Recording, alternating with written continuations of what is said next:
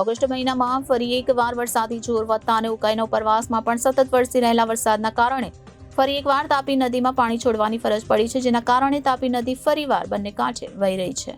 ઉપરવાસમાં ભારે વરસાદને કારણે ઉકાઈ ડેમમાંથી પાણી તાપી નદીમાં છોડવામાં આવી રહ્યું છે, જેના પગલે તાપી નદીની સપાટીમાં વધારો થયો છે. તો તાપી જિલ્લાની લઈને સુરત સુધી તાપી નદી પર આવેલ લો લેવલ પુલ સહિત સુરત શહેરનો કોઝવે પણ પાણીમાં ગરકાવ થઈ ગયો છે. હાલ તાપી નદી બે કાંઠે વહી રહી છે. તો ઉકાઈના ઉપરવાસમાં સતત વરસાદ વધવા સાથે ઉકાઈના ઉપરવાસમાં બનેલા ડેમમાંથી પાણી છોડવામાં આવતા ઉકાઈ ડેમમાં પાણીની આવકમાં વધારો થઈ રહ્યો છે.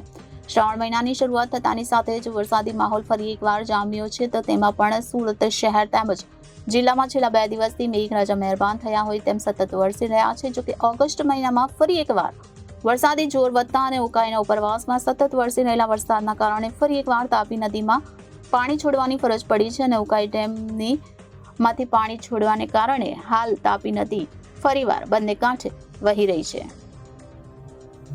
તો ઉકાઈ ડેમ ફૂલ થતાં સુરત શહેરમાં આવેલી તાપી નદી બે કાંઠે વહી રહી છે અને છલોછલ તાપી નદી થઈ ગઈ છે, જેના કારણે નાવડીવાળાઓને પોતાની નાવડી સાઈડ પર લગાવવાનો વારો આવ્યો છે અને તાપી નદીમાં ફૂલ સ્પીડમાં પાણી વહી રહ્યું છે એટલે નાવડીઓ સાઈડ પર લગાવી દીધી છે.